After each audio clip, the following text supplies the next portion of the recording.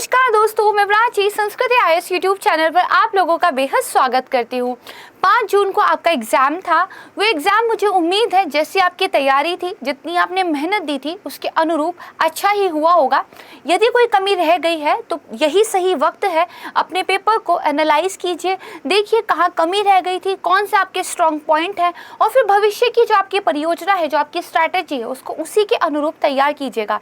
मुझे comment section में बताइएगा कि आपका एग्ज़ाम कैसा हुआ है, आपको पेपर कैसा लगा था और आने वाले टाइम में आप क्या विचार कर रहे हैं कि किस तरीके से आप अपने एग्ज़ाम की तैयारी करेंगे। दूसरी बात देखिए ये है, मैंने आपसे सुझाव मांगा था कि किस तरह के वीडियोस आप चाहते हैं कि संस्कृति आईएएस की तरफ से आपको उपलब्ध कराए जाए। आपने बहुत अच्छे तरीके से उसमें पार्टिसिपेट किया, आपने काफ़ी सारे सुझाव दिए। मेरी टीम उन सारे कमेंट्स को देख रही है और उसके अनुरूप एक योजना हम बहुत जल्द आपके सामने लेकर आएंगे।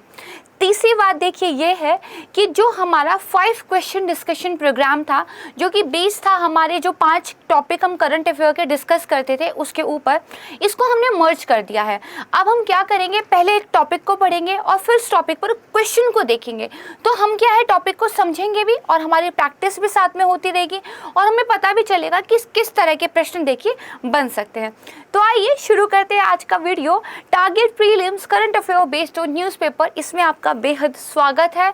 टॉपिक्स और क्वेश्चन आंसर दोनों को एक साथ देखते हुए चलेंगे। तो आइए देखते हैं स्क्रीन पर।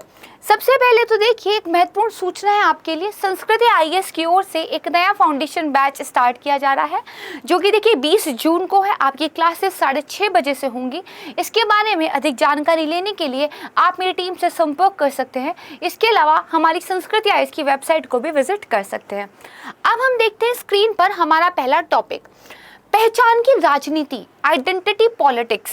ये देखिए मेंस के पॉइंट ऑफ व्यू से एक बहुत महत्वपूर्ण टॉपिक है, पढ़ना ही चाहिए, क्योंकि भारत में पहचान की राजनीति बहुत ज़्यादा रूप से प्रमुख है, काफ़ी प्रमुख है ये कहा जा सकता है। लेकिन आइडेंटिटी पॉलिटिक्स होती क्या है, प्रीलिम्स के लिहाज से आपको थोड़ा सा जो है इसके बारे में पता होना चाहिए। दरअसल अभी जो आरएसएस के प्रमुख हैं, उनकी तरफ से एक स्टेटमेंट आया कि हर मस्जिद के अंदर शिवलिंग को ढूंढना बंद कर दीजिए। तो कहीं ना कहीं देखा जा रहा है कि भारत में जो एक आइडेंटिटी पॉलिटिक्स है, इससे हटकर उन्होंने कोई बात कही है। क्योंकि आप देख ही रहे होंगे हाल में ज्ञानवापी वाला जो मामला हुआ, उसके अलावा बहुत सारे ऐसे मुद्दे जो आप कह सकते हैं कि अननेसेसरी है, लेकिन जानबूझकर उछाले जा रहे हैं एक सौहार्द जो देश में बना हुआ है उसको खराब करने के लिए। देखिए कौन सही है और कौन गलत है इस पर हम नहीं जाएंगे, क्योंकि ये हमारे क्षेत्र का एक विषय नहीं है, कोर्ट इसके बारे में डिसाइड करेगा। लेकिन हमें जो है इससे जुड़ा हुआ जो करंट अफेयर है, जो आपके एग्जाम में पूछा जा सकता है, वो ज़रूर पता होना चाहिए। कल का एग्ज़ाम अगर आपने दिया है या फिर आपने एग्ज़ाम नहीं भी दिया है लेकिन पेपर को देखा है, तो आपने एक बात समझी होगी, यूपीएससी करंट अफेयर स्टैटिक का इतना ब्लेंड करके पूछती है, इतने मैच्योर क्वेश्चन होते हैं कि अगर आपने सिर्फ करंट अफेयर पढ़ा है आप तब भी नहीं कर पाएंगे, अगर आपने सिर्फ स्टैटिक पढ़ा है आप तब भी नहीं कर पाएंगे। वो दरअसल चीज़ों को जो उनका आप कह सकते हैं आइडिया लेते हैं, वो करंट अफेयर से लेते हैं, लेकिन जो क्वेश्चन पूछते हैं वो स्टैटिक पार्ट से पूछते हैं। जैसे उन्होंने गुच्ची के बारे में पूछा, वो देखिए न्यूज़ में था, लेकिन उन्होंने क्या उसका स्टैटिक पूछ लिया, ठीक है। जैसे उन्होंने क्या पूछा, उन्होंने स्टैचू के बारे में पूछ लिया, जिसका इनॉग्रेशन अभी हाल ही में प्रधानमंत्री मोदी जी के द्वारा किया गया था। लास्ट ईयर भी उन्होंने एक मंदिर के बारे में पूछा था, वो भी देखिए किसी ना किसी वजह से न्यूज़ में था। तो वो उठाते तो आइडिया करंट अफेयर से है, लेकिन पूछते वो आपसे स्टैटिक है, आपकी अंडरस्टैंडिंग पूछते हैं। तो जब भी कुछ भी न्यूज़ में हो, वो कितना भी पॉलिटिकल मुद्दा आपको लगता हो, लेकिन ढूंढिए कि उसमें आपके सिलेबस से संबंधित क्या हो सकता है। जैसे अभी जो भी एक माहौल चल रहा है देश में, इसमें आइडेंटिटी पॉलिटिक्स क्या होती है ये हमें पता होना चाहिए। आइडेंटिटी पॉलिटिक्स हिंदी में इसका मतलब निकलता है पहचान की राजनीति।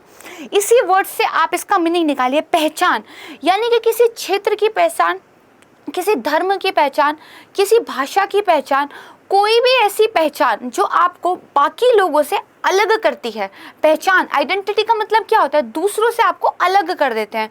तो उसके ऊपर राजनीति करना, उसके ऊपर पॉलिटिक्स करना, यानी कि देश के हितों को ध्यान न देना, ओवरऑल एक पूरी डेवलपमेंट पर, एक सारी पॉपुलेशन पर ध्यान न देना, बल्कि एक पर्टिकुलर समुदाय, एक पर्टिकुलर पॉपुलेशन के ऊपर जो है आप अपने हित लेकर चलते हैं, क्योंकि उस पहचान की राजनीति के साथ आप काम कर रहे हैं। तो उसकी अगर टेक्निकल डेफिनेशन की बात करें तो देखिए, आइडेंटिटी पॉलिटिक्स क्या होती है? एक ऐसी राजनीतिक विचारधाराएं और ऐसे लॉजिक्स, तर्क होते हैं जो किसी देश, राज्य या किसी एक पॉलिटिकल इकाई के पूर्ण हित को छोड़कर क्या करते हैं? उन समूहों के हितों को और उनके परिप्रेक्ष्यों को बढ़ावा देते हैं जिनके वो लोग सदस्य हैं, जिस ग्रुप का आप मेंबर हैं। मैं अगर हिंदी भाषी हूं तो मैं हिंदी को लेकर पॉलिटिक्स करूंगा, मैं अगर तमिल भाषी हूं तो मैं तमिल को लेकर पॉलिटिक्स करूंगा, मेरा कोई पर्टिकुलर धर्म है तो मैं उस धर्म को लेकर राजनीति करूंगा। ये जो कहलाता है ना, ये आइडेंटिटी पॉलिटिक्स कहलाता है। ये देश के हितों से ऊपर होता है। ये एक बहुत ही, आप कह सकते हैं, बड़ी कॉन्सेप्ट है और मीन्स के लिहाज से बहुत ज़्यादा महत्वपूर्ण है। लेकिन प्रीलिम्स के पॉइंट ऑफ व्यू से बस हमें इतना पता हो कि पहचान की राजनीति आखिरकार होती क्या है। ठीक है, यहाँ पर देखिए दिया गया था कि जो भागवत स्पीच है, a sign of things to come, ये एक आर्टिकल आया था जिसको 20 लेकर मैंने आपको ये पढ़ाया है। राइट, ये समूह जाति, धर्म, लिंग, विचारधारा, राष्ट्रीयता, संस्कृति, भाषा, इतिहास, व्यवसाय या किसी लक्षण पर आधारित हो सकते हैं। ठीक है, किसी व्यवसाय, किसी प्रोफेशन को लेकर भी पहचान की राजनीति हो सकती है। जैसे प्रेशर ग्रुप आपने पढ़े होंगे अपनी पॉलिटी की बुक में या नोट्स में। प्रेशर ग्रुप्स क्या होते हैं? एक पर्टिकुलर ग्रुप होता है जिसके कुछ अपने हित होते हैं। वो गवर्नमेंट में बड़ी बड़ी पोजीशंस या तो अख्तियार कर लेता है या बड़ी बड़ी पोजीशंस पे किसी न किसी तरह अपने तालमेल बना के रखता है, और फिर इन तालमेल के जरिए वो सरकार पर दबाव डालता है कि उनके हितों के अनुरूप जो है पॉलिसीज बनाई जाए। पहचान की राजनीति पॉलिसीज बनाई जाए इस पर ज़्यादा निर्भर नहीं करती। पहचान की राजनीति आइडेंटिटी के ऊपर खेलकर सत्ता में आना चाहती है और फिर केवल उन्हीं लोगों के हितों के लिए वो काम करती है जिन लोगों के सेंटिमेंट्स के साथ खेलकर वो सत्ता में आए हैं। ठीक है, तो मोटे तौर पर पहचान की राजनीति को ऐसे समझ सकते हैं। तो देखिए, ये आवश्यक नहीं है कि जिस समूह के संदर्भ में पहचान की राजनीति की जा रही है उस समूह के सभी सदस्य ऐसी राजनीतिक गतिविधियों में भागीदारों या समर्थन करें। मान लीजिए किसी एक धर्म को लेकर आइडेंटिटी पॉलिटिक्स की जा रही है, लेकिन जरूरी नहीं है उस धर्म के सारे लोग इस बात का समर्थन करते हों, लेकिन हो सकता है उनकी संख्या बहुत कम हो। बहुसंख्यक जो लोग हैं उस धर्म के, वो शायद पहचान की राजनीति को बढ़ावा देते हों, लेकिन अगर एक स्टेटमेंट के रूप में यह आ जाए कि उस समूह के सभी लोग इसका समर्थन करते हैं तो ये स्टेटमेंट गलत हो जाएगी। राइट, तो यहाँ तक आप क्या समझ गए? Identity politics. अब इस पर एक प्रश्न समझ लेते हैं। देखिए क्या दिया हुआ है, निम्नलिखित कथनों पर विचार कीजिए। आइए करते हैं। पहला लिखा है, भारत में जाति और धर्म पर आधारित पहचान की राजनीति देखी जाती है किंतु नस्लीय पहचान राजनीति का अभाव है। अब मान लीजिए आपको नहीं पता है कि ये है कि नहीं है, लेकिन ये तो पता है जाति के ऊपर तो भाई पॉलिटिक्स होती है, पार्टियां बनी हुई है बकायदा।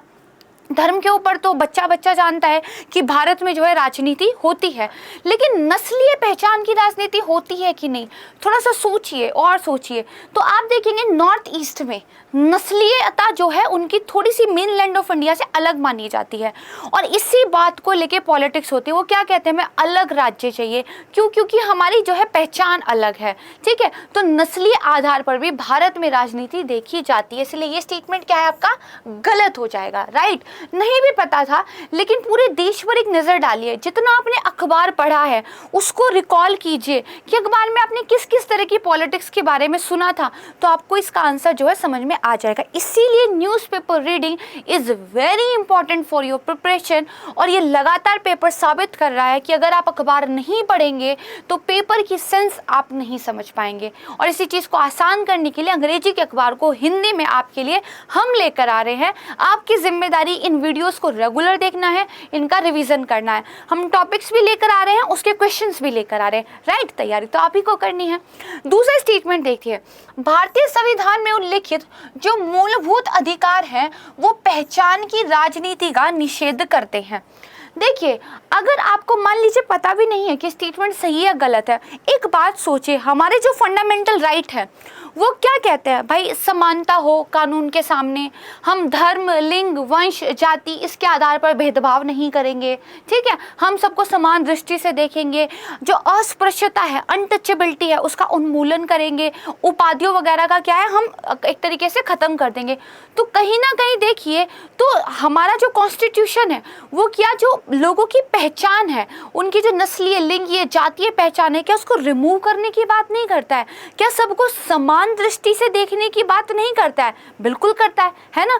तो इसलिए हम ये कह सकते हैं कि पहचान की राजनीति का निषेध है। देखिए, हमारे संविधान के अंदर जो कुछ मूलभूत तत्व है वो करते हैं। हमारे जो कॉन्स्टिट्यूशन फादर थे उन्होंने आइडेंटिटी पॉलिटिक्स देश में ना हो इस बात का ध्यान रखा था, क्योंकि उन्होंने सबको समान माना था। तो ये स्टेटमेंट क्या है आपकी, ठीक हो जाएगी। अब पूछा है कौन सा सही है, तो देखिए केवल हमारा दूसरा सही है, तो बी हमारा आंसर हो जाएगा, राइट। चलिए अब देखते हैं दूसरा टॉपिक, भारत की सूचना प्रौद्योगिकी नियम 2021। ये देखिए चर्चा में है। अभी दरअसल गवर्नमेंट ने कमेटी बिठाई है जो दरअसल इन रूल्स रेगुलेशन को फिर से आप कह सकते हैं एक बार देखेगी, ठीक है। और ये जो आईटी नियम थे 2021 में ही आए थे, तो कहीं ना कहीं करंट का पार्ट बनते हैं, तो हमें इनके बारे में पता होना चाहिए, क्योंकि कुछ महत्वपूर्ण बदलाव सरकार के द्वारा इन नियमों के माध्यम से किए गए थे। आइए समझते हैं। देखिए, जो ये सूचना प्रौद्योगिकी अधिनियम 2000 थी, उसकी धारा जो 87 क्लॉज 2 था, उसके तहत अपनी शक्तियों का प्रयोग करते हुए नए आईटी नियम देखिए 25 फरवरी 2021 को अधिसूचित किए गए हैं। और जो महत्वपूर्ण संस्थाएं हैं उन पर ये नियम कब से, 26 मई 2021 से लागू हो गए। एक वर्ड यहाँ पे आया है, महत्वपूर्ण संस्थाएं, भाई ये कौन सी होती हैं, इसको भी हम समझेंगे, राइट। चलिए इसके बाद देखते हैं क्या विशेषताएं हैं इसके। देखिए, तो सोशल मीडिया प्लेटफॉर्म पर दुर्व्यवहार के शिकार लोगों के पास उनकी शिकायतों के निवारण के लिए एक मंच होगा। अगर आपके साथ कोई बुरा बर्ताव ऑनलाइन करता है तो आप उसकी कंप्लेन कर सकते हैं, इसके लिए एक मंच होगा। इस नियम में ये बता दिया गया। पहले तो पता ही नहीं होता था कंप्लेन कहाँ जाके करे, भाई व्हाट्सएप पे कोई परेशान कर रहा है, फेसबुक पे कोई ट्रोल करके चला गया, इंस्टाग्राम पे खराब खराब कमेंट आ रहे हैं, तो हम कहाँ पे जो है जाकर शिकायत करें। अब बाकायदा उसके लिए एक प्लेटफॉर्म होगा, ठीक है। दूसरा, ये जो नए नियम है इसके अंतर्गत देखिए जो आने वाली कंपनियां हैं उनको पालन करने के लिए 3 महीने की अवधि दी गई। और इस नियम के तहत जो सोशल मीडिया कंपनीज है, फेसबुक, इंस्टाग्राम, व्हाट्सएप, इन सब को भारत स्थित एक शिकायत निवारण अधिकारी, दूसरा अनुपालन अधिकारी और तीसरा नोडल अधिकारी नियुक्त करने की जरूरत है, राइट। 3 तरह के ऑफिसर्स आपको नियुक्त करने ही पड़ेंगे, इनके नाम ध्यान रखिएगा। फिर सोशल मीडिया प्लेटफॉर्म पर दुर्व्यवहार के शिकार लोगों के पास अब अपनी शिकायतों के निवारण के लिए एक मंच होगा, जो मैं आपको बता चुकी हूँ। इसके अलावा जो नियुक्त शिकायत अधिकारी होगा उसकी भूमिका क्या होगी, उपयोगकर्ता से शिकायतों को प्राप्त करना। भाई नाम ही क्या है, शिकायत अधिकारी, कंप्लेंट्स मतलब वो रिसीव करेगा, राइट। उसके बाद उनका निपटान करेगा और जितनी भी शिकायतें मिल रही हैं हर महीने सरकार को सूचित करना आवश्यक है। हर महीने आपको गवर्नमेंट को बताना पड़ेगा कि भाई कितनी कंप्लेंट्स हमें मिल रही हैं, कितनी को हमने रिजॉल्व कर दिया है, क्या एक स्टेटस चल रहा है, ये बताना पड़ेगा, राइट। और जो शिकायत अधिकारी है वो 24 घंटे के भीतर कंप्लेन को जो स्वीकृति दे देंगे और प्राप्त होने के 15 दिनों के अंदर इसका समाधान करेंगे। टाइम लिमिट दे दी है, इतनी टाइम ड्यूरेशन के अंदर अंदर आपने शिकायतों को सुलझा देना है। केवल तभी जब सार्वजनिक रूप से कोई हिंसा को बढ़ावा दे रहा हो। अब देखिए ये वाला स्टेटमेंट में पढ़ो, इससे पहले लोग क्या है प्राइवेसी को लेकर बड़े चिंतित थे कि भाई सरकार तो हर महीने रिपोर्ट मांग रही है, सरकार को तो पता चल जाएगा कौन किसको मैसेज भेज रहा है, ऐसे तो हमारी कोई प्राइवेसी नहीं रहेगी।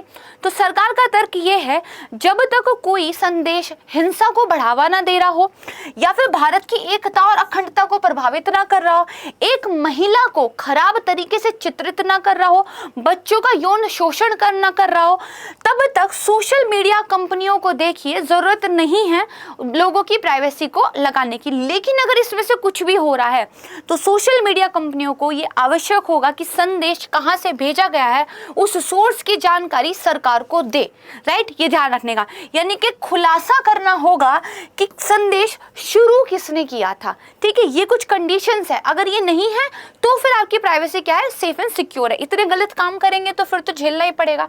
फिर मध्यवर्ती संस्थाएं शिकायत मिलने के 24 घंटे के भीतर ही उसको हटा देंगी। किसको? अगर किसी व्यक्ति की प्राइवेसी को उजागर करने वाली कोई सूचना अगर निकली है, किसी महिला को अगर खराब तरीके से दिखाया गया है, चाइल्ड पोर्नोग्राफी की अगर शिकायत मिलती है तो 24 घंटे के अंदर अंदर आपको वो चीज हटानी पड़ेगी, राइट। ऐसी शिकायत या फिर व्यक्ति द्वारा उसकी ओर से किसी अन्य व्यक्ति के द्वारा भी दायर की जा सकती है, ठीक है। इसके बाद देखिए सोशल मीडिया इंटरमीडिएरीज को और महत्वपूर्ण सोशल मीडिया इंटरमीडिएट्स के बीच अंतर करते हैं। यानी कि एक तो नॉर्मल सोशल मीडिया है, एक जिनके यूजर्स एक सर्टेन अमाउंट से ऊपर है, उनको महत्वपूर्ण सोशल मीडिया इंटरमीडिएट्स में डिफाइन कर दिया है, एक अंतर कर दिया है, ताकि जो ज्यादा महत्वपूर्ण है, जिनके पास ज्यादा यूजर बेस है, उन पे थोड़ा स्ट्रिक्ट कंट्रोल किया जा सके। ये अंतर सोशल मीडिया प्लेटफॉर्म पर यूजर्स की संख्या पर आधारित है, राइट। तो यहाँ पर क्या देखना है कि जो महत्वपूर्ण यानी कि जो बड़ी सोशल मीडिया कंपनी है उनको कुछ अतिरिक्त सावधानी बरतनी पड़ेगी।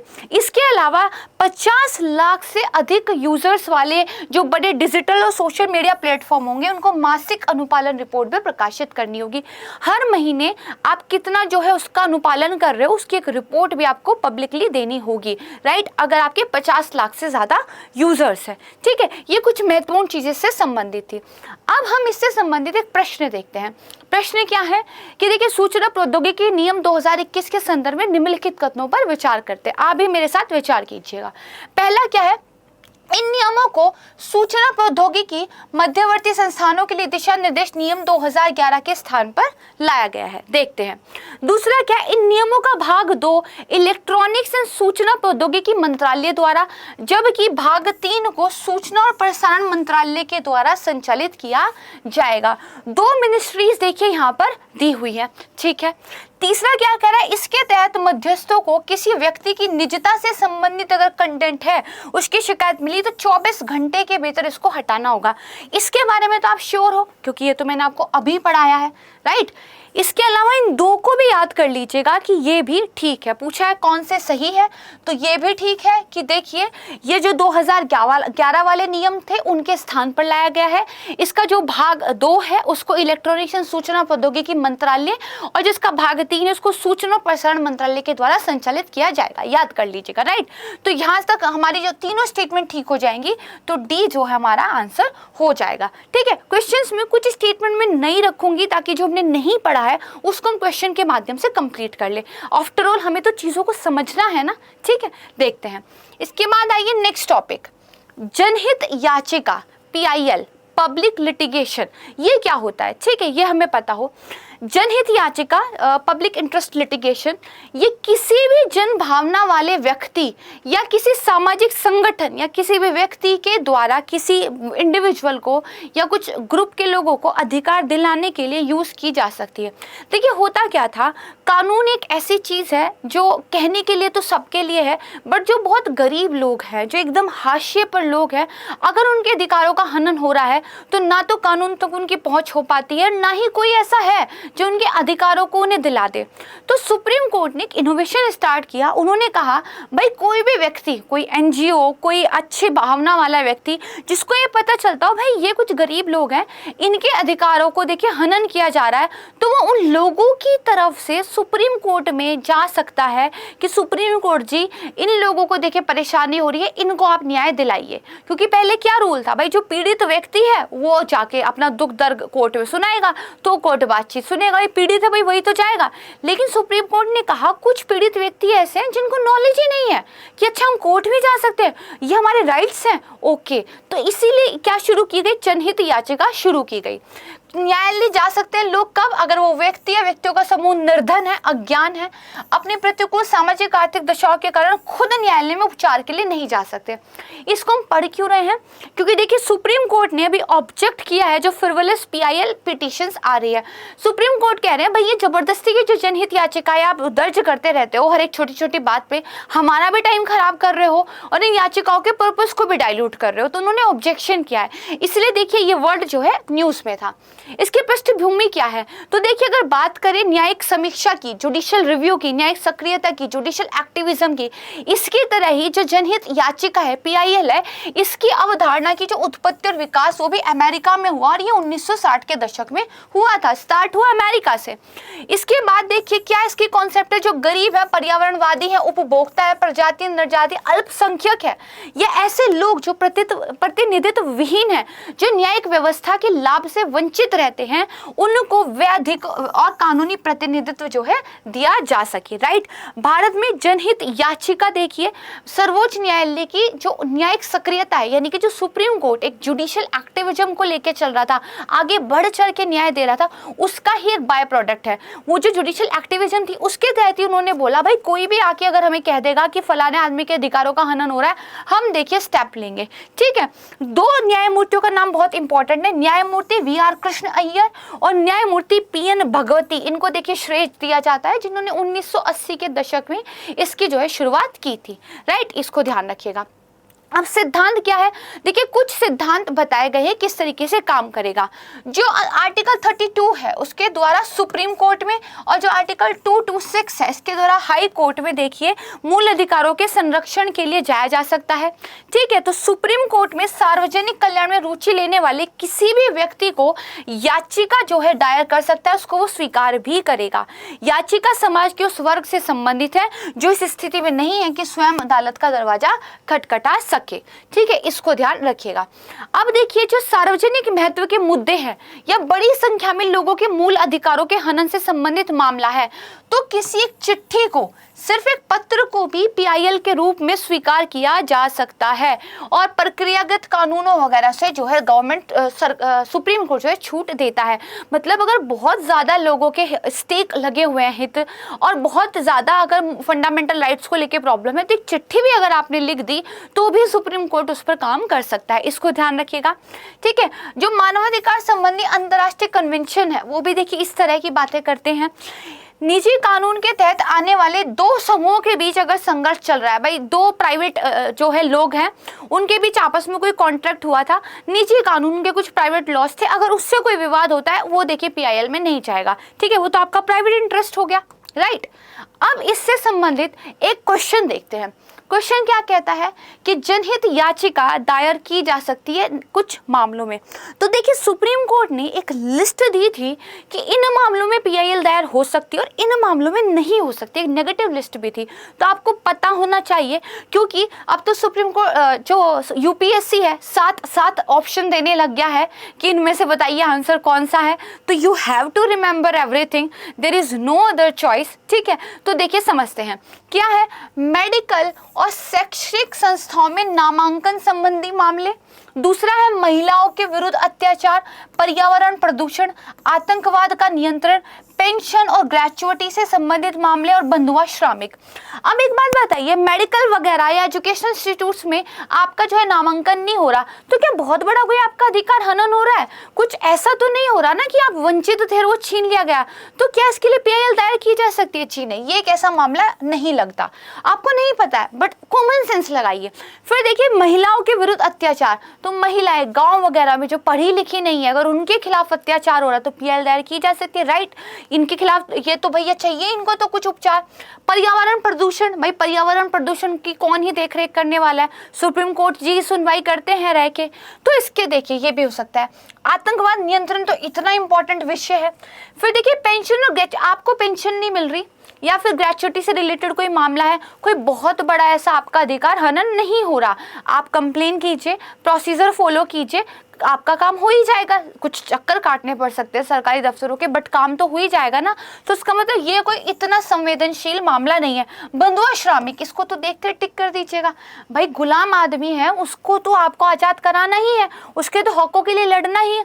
तो अगर आप देखिए जो आपका पहला और पांचवा, इसको कट कर देंगे तो आपका आंसर कौन सा आ जाएगा? तो देखिए B जो है आपका आंसर यहाँ पर आ जाएगा। राइट, इसको ध्यान रखिएगा। तो इस तरीके से अगर चीज़ें एग्जैक्ट याद नहीं है, हर चीज का रट्टा भी नहीं लग सकता, तो एक बेसिक आइडिया हो कि कैसे हम चीजों को टैकल कर सकते हैं। ठीक है, चलिए अब चलते हैं नेक्स्ट टॉपिक पर, इको सेंसिटिव जोन। ये देखिए न्यूज में था क्योंकि सुप्रीम कोर्ट ने एक स्टेटमेंट दी कि keep eco sensitive zone of 1 kilometre around forest, यानी कि जंगलों के आसपास भी 1 किलोमीटर का इको सेंसिटिव जोन जो है बनाकर रखिए। ये होता क्या है? इको सेंसिटिव जोन को हिंदी में देखिए पर्यावरण संवेदी क्षेत्र भी कहते हैं। यूपीएससी तो कैसे हिंदी यूज करता है आपने पेपर में देखा ही होगा। तो जो संरक्षित क्षेत्र होते हैं, प्रोटेक्टेड रीजन होते हैं, ठीक है, राष्ट्रीय उद्यान, नेशनल पार्क होते हैं, वन्यजीव अभ्यारण्य होते हैं, उनके आसपास 10 किलोमीटर का जो एक एरिया है उसको इको सेंसिटिव जोन कहते हैं। मान लीजिए ये एक नेशनल पार्क है, तो कह दिया गया इससे जो पूरा 10 किलोमीटर वाला एरिया होगा, यहाँ पर बेसिकली क्या भाई ये इको सेंसिटिव जोन है। कुछ काम ऐसे हैं जो आप यहाँ नहीं कर सकते क्योंकि हमें इस एरिया को प्रोटेक्ट करके रखना है, तो एक ट्रांजिशन एरिया भी बीच में होना चाहिए। तो इस ट्रांजिशन एरिया की विजन को साकार करता है। संवेदनशील गलियारे पारिस्थितिक रूप से महत्वपूर्ण जो खंड होते हैं और प्राकृतिक संयोजन नेचुरली जो एक दूसरे को कनेक्ट करते हैं, ऐसे महत्वपूर्ण क्षेत्र होने की स्थिति में 10 किलोमीटर से अधिक क्षेत्र भी इको सेंसिटिव जोन में शामिल किया जा सकता है। अगर कोई कॉरिडोर है, एलिफेंट कॉरिडोर जैसे बहुत ज़्यादा न्यूज़ में रहते हैं, तो अगर उनको आपने प्रोटेक्ट करना है तो 10 किलोमीटर से ज़्यादा भी लिमिट आप बढ़ा सकते हैं, राइट। इसको ध्यान रखिएगा।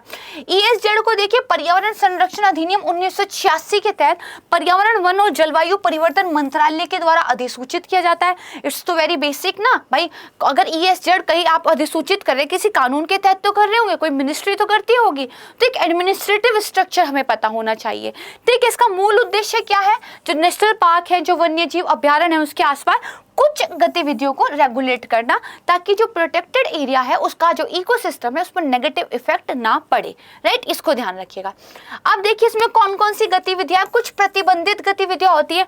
वाणिज्यिक खनन, मील, उद्योगों के कारण जो होने वाला प्रदूषण है, प्रमुख जल विद्युत परियोजनाओं की स्थापना, लकड़ी का व्यावसायिक उपयोग, ठीक है, राष्ट्रीय उद्यान के ऊपर गर्म हवा के गुब्बारे जैसी पर्यटन की गतिविधियां, ठोस अपशिष्ट या खतरनाक पदार्थों का निपटान, ये सब प्रोहिबिटेड है, आप नहीं कर सकते। ठीक है, ये तो देख के भी पता चल रहा है भाई ये कैसे कर लेंगे। कुछ रेगुलेटेड होती है, कुछ चीजें आप कर सकते हैं बट आपको उसके लिए परमिशन लेनी पड़ेगी, कुछ लिमिट होगी, जैसे वृक्षों की कटाई, होटल रिजॉर्ट्स वगैरह की स्थापना करना, बिजली के तारों का विस्तार, कृषि प्रणाली में अगर कोई परिवर्तन आप करना चाहते हैं। कुछ अनुमत गतिविधियां होती हैं जिनकी आपको परमिशन है, आप कर सकते हैं।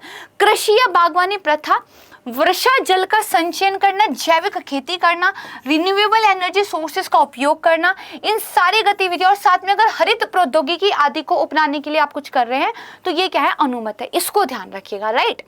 अब इस पर एक क्वेश्चन देख लेते हैं। पारिस्थितिकी संवेदनशील क्षेत्र के संबंध में कुछ कथनों पर विचार कीजिए। आइए देखते हैं। ये किसी संरक्षित क्षेत्र के आसपास का अधिसूचित क्षेत्र है, बिल्कुल सही बात है।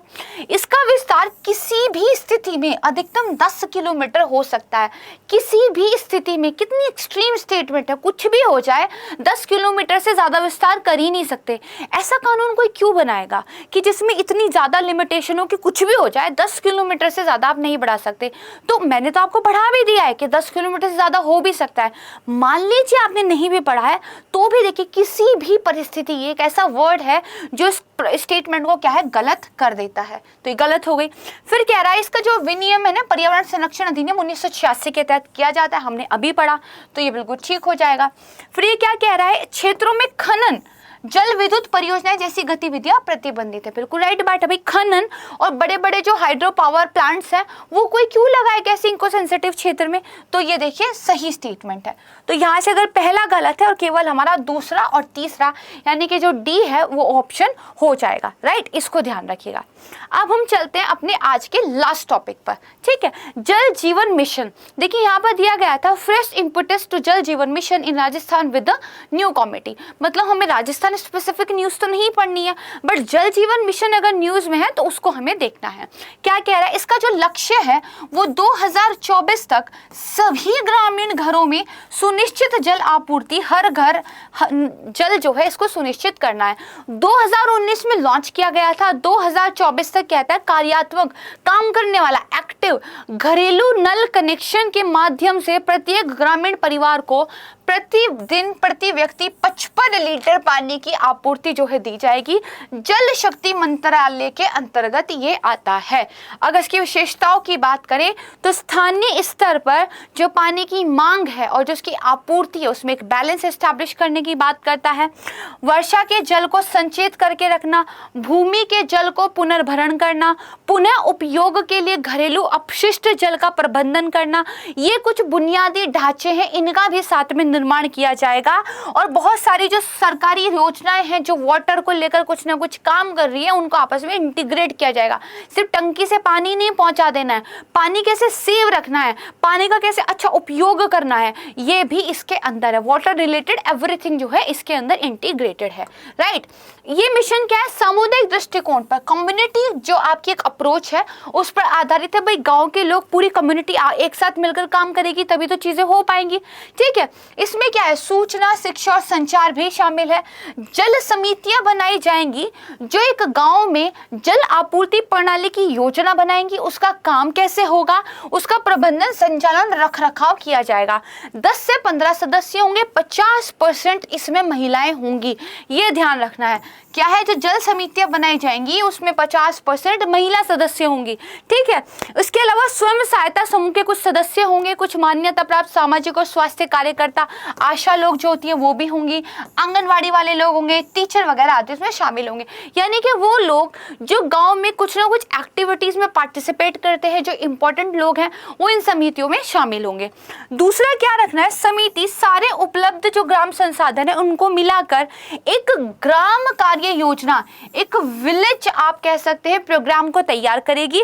और योजना को लागू करने से पहले ग्राम सभा के द्वारा इसको अनुमोदित किया जाना बहुत जरूरी है। आपको पता ही है गांव वगैरह में अगर कोई भी सरकारी योजना चलती है तो ग्राम सभा को सबसे ज्यादा अधिकार दिए जाते हैं। तो योजना तो बना दी आपकी समिति ने, लेकिन उसको फाइनली परमिशन मिलेगी ग्राम सभा से। This is again very important, right, इसको ध्यान रखिएगा, ठीक है। इसके बाद देखिए अब तक क्या कुछ हो चुका है, कुछ डाटा देख लेते हैं। जब शुरू किया गया था तो केवल 17% के पास नल के पानी की आपूर्ति थी। आज जो है 7.80 करोड़ यानी कि 41% घरों में नल से जल की आपूर्ति है। गोवा, तेलंगाना, अंडमान निकोबार द्वीप समूह, पुदुचेरी में तो 100% घरेलू कनेक्शन लोगों को मिल गया है। जल जीवन ग्रामीण मिशन था, इसको कॉम्प्लीमेंट करने के लिए जल जीवन मिशन शहरी भी जो है शुरू किया गया। इसकी घोषणा की गई थी बजट 21-22 में। These are some important facts जो आपको थोड़े से पता होने चाहिए। अब इससे संबंधित प्रश्न पर विचार कर लेते हैं और मेरे साथ आपने बिल्कुल जबरदस्त तरीके से विचार करना है, राइट। क्या कह रहा है, जल जीवन मिशन के संदर्भ में कुछ कथन है, देखिए। ये सतत विकास लक्ष्य 6 के अनुरूप है। अब हमें पता होना चाहिए कि भाई SDG 6 है किस बारे में। तो SDG 6 आपका क्लीन वाटर से संबंधित है, तो इसका मतलब पानी से रिलेटेड है। इसका मतलब ये स्टेटमेंट आपकी क्या है, ठीक हो गई है। चलिए दूसरी स्टेटमेंट देख लेते हैं। इसके तहत व्यय राशि का विभाजन केंद्र और राज्यों के मध्य 70-30 के अनुपात में किया गया है। अब एक बात देखिए, आपने देखा होगा जब भी स्कीम्स की बात आती है तो एक तरीका नहीं होता। जैसे केंद्र राज्यों के लिए अलग होता है, जो केंद्र शासित प्रदेश होते हैं उनके लिए अलग होता है, जो पहाड़ी राज्य होते हैं उनके लिए अलग होता है, बाकी राज्यों के लिए भी अलग होता है। तो इस योजना में भी अगर पहली स्टेटमेंट नहीं भी पता है तो सेकंड पे आ जाइए। ये 70-80 का अनुपात तो गलत हो गया। क्यों? क्योंकि केंद्र शासित प्रदेशों के लिए 100% फंडिंग केंद्र सरकार करेगी, पहाड़ी राज्यों के लिए 90% फंडिंग केंद्र सरकार करेगी, और जो नॉर्मल राज्य हैं उनमें भी कितनी जनसंख्या है एक राज्य में, उस जनसंख्या के बेस पर फंडिंग को अलग अलग लेवल पर निर्धारण किया गया है। तो ये स्टेटमेंट तो देखिए कॉमन सेंस से ही गलत हो जाती है, राइट। इसके बाद कह रहा है इसका संचालन ग्रामीण क्षेत्रों में ग्राम विकास मंत्रालय, जबकि शहरी क्षेत्रों में केंद्रीय आवासन और शहरी कार्य मंत्रालय किया जाएगा। अब एक बात बताइए, अगर मान लीजिए मैंने आपको ना भी पढ़ाया होता तो जल से संबंधित अगर हमारे पास एक मंत्रालय है, एक डेडिकेटेड मिनिस्ट्री है जल शक्ति मंत्रालय, तो एक कॉमन सी बात है कि वो कहीं ना कहीं इसको कार्यान्वयन कर रही होगी, ना कि ये दो मिनिस्ट्री। एक सेंस तो लगी सकती है। तो इसका मतलब हमारी ये स्टेटमेंट भी गलत हो जाती है। तो अब ये क्या कह रहा है, कौन सा सही नहीं है? तो अब देखिए, अगर आपका 2 और 3 सही नहीं है, ठीक है, तो यहाँ पर देखिए ये एक आंसर हो सकता है, ये एक आंसर हो सकता है, ठीक है। 50-50 पर आपको खेलना पड़ेगा। लेकिन यहाँ पर क्या है कि जो STG है, अगर ये आपको पता है कि क्लीन वाटर से रिलेटेड है, तो आराम से जो है C इसका आंसर आपका निकल सकता है, राइट। ये हो गया। तो इस तरीके से थोड़ा सा कॉमन सेंस लगाकर, थोड़ी सी पढ़ाई करके, थोड़ा सा अपनी नॉलेज का जो है बेस बढ़ाकर, न्यूज़पेपर रीडिंग करके, इन वीडियोस को लगातार देख के आप जो है अपने पेपर को बहुत आसान तरीके से सॉल्व कर सकते हैं। रोजाना देखिए इस वीडियो को हम लेकर आएंगे और डेली बेसिस पर 5 करंट अफेयर, उसके साथ 5 क्वेश्चंस को प्रिपेयर करेंगे, एकदम रेगुलर रहेंगे और छुट्टी नहीं करेंगे, ठीक है ना। आप करेंगे ना मैं करूंगी, जब तक कोई इमरजेंसी ना हो। और कमेंट सेक्शन में फीडबैक जरूर देंगे कि आपका ये हमारा ये प्रोग्राम आप लोगों को कैसा लगा, ये जो हमने मर्ज किया है चीज़ों को, आपको चीज़ें समझने में क्या आसानी रही है, तो ये फीडबैक जरूर दीजिएगा। और बाकी वीडियो को लाइक कीजिएगा, अगर आपको पसंद आई है अपने दोस्तों के साथ शेयर कीजिएगा। और अगर मेरे चैनल पर आप नए हैं तो संस्कृति IAS यूट्यूब चैनल को सब्सक्राइब जरूर कीजिएगा। तो आज के लिए बस इतना ही। Thank you so much. नमस्कार।